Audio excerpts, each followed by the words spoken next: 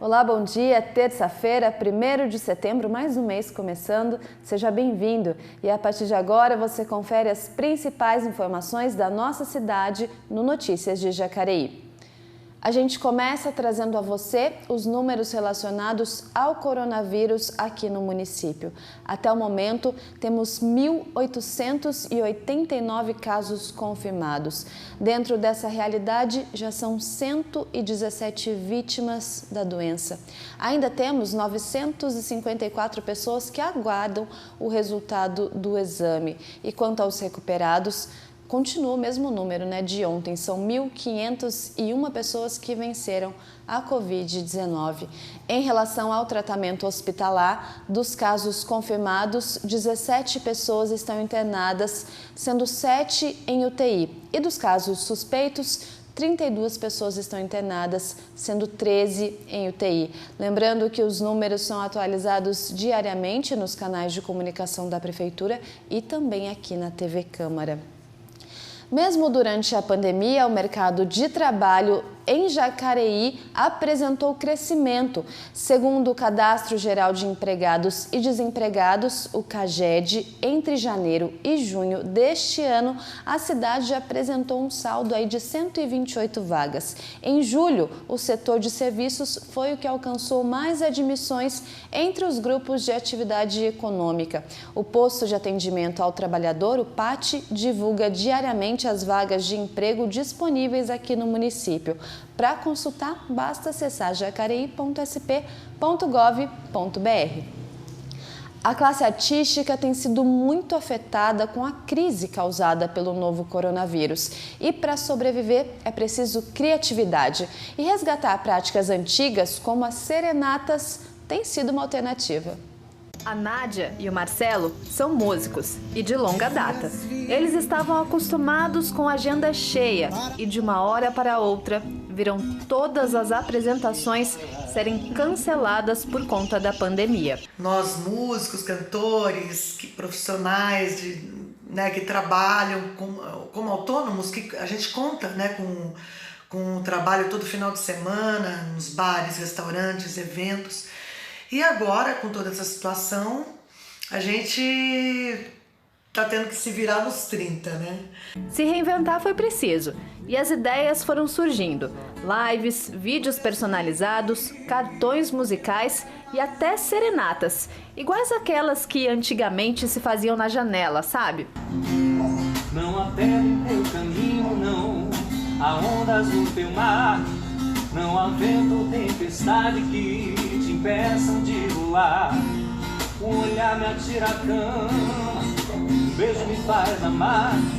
Não levanto, não escondo, porque sei que és minha dona. No passado foi muito feito, mas foi se perdendo. Então a gente eu tive esse privilégio de poder resgatar isso, para poder sobreviver. E ao mesmo tempo foi uma surpresa para mim em relação como músico, na verdade, Eu fiquei muito surpreendido com a reação das pessoas. Para mim foi maravilhoso. E junto com as serenatas vieram novas possibilidades para os artistas se aproximarem do público. A gente sente, esse calor mesmo, essa resposta muito gostosa do público, apesar de distante, É gostoso você ter essa reação do público quando você vai fazer a serenata, você vê os olhinhos das pessoas brilhando, E por falar em brilho no olhar, a Elisângela e o André são a prova de que o romantismo tem ganhado cada vez mais espaço e que guardar lembranças tem se tornado mais importante que guardar coisas. Eu fiz essa pequena surpresa para demonstrar o amor e o carinho que eu tenho pelo meu marido.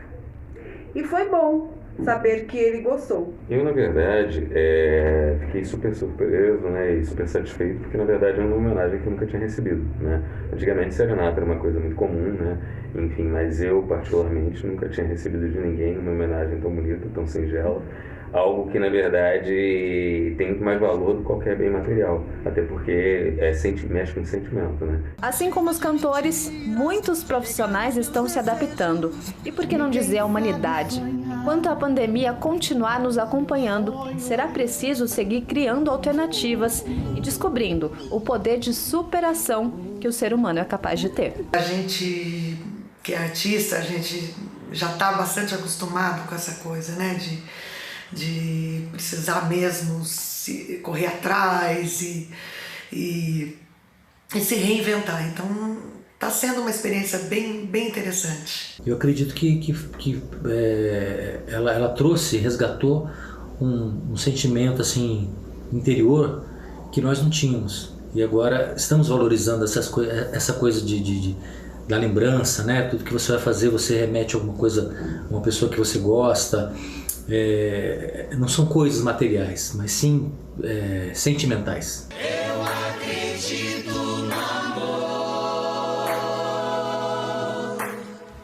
Eu acredito num mundo em paz para acabar com a dor.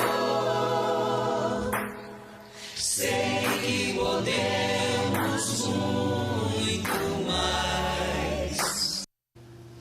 As 5 parcelas do auxílio emergencial de R$ 600 acabaram, na verdade, em agosto. Mas, segundo o governo, o plano para estender o benefício até dezembro já está em discussão. O presidente Jair Bolsonaro deve anunciar na tarde desta terça-feira o novo valor das próximas 4 parcelas, que está sendo especulado entre R$ 200 e R$ 300. Mais informações você acompanha aqui na TV Câmara. O primeiro ventilador pulmonar desenvolvido pela NASA começará a ser produzido no Brasil na próxima semana, a um custo bem abaixo do praticado no mercado.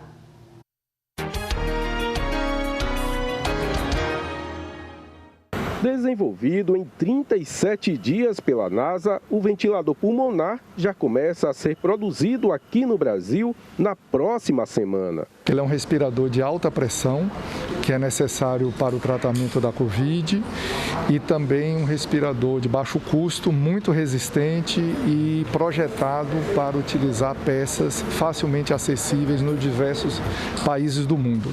A Russer, Indústria Paulista e o Senai Cimatec estão entre os 28 selecionados em uma chamada pública para obter o licenciamento da tecnologia norte-americana. No caso do Brasil, foram 2 licenciados, o Senai Cimatec e a Russer, e em todo o mundo nós fomos os primeiros a conseguirmos adequar o produto da NASA para passar nos testes de compatibilidade eletromagnética, que são testes muito específicos, exigidos aqui no caso do Brasil pela Anvisa.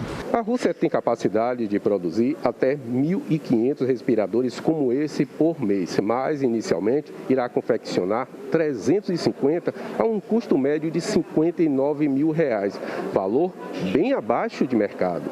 A patente é válida enquanto durar a pandemia, sem cobrança de royalties para o Brasil.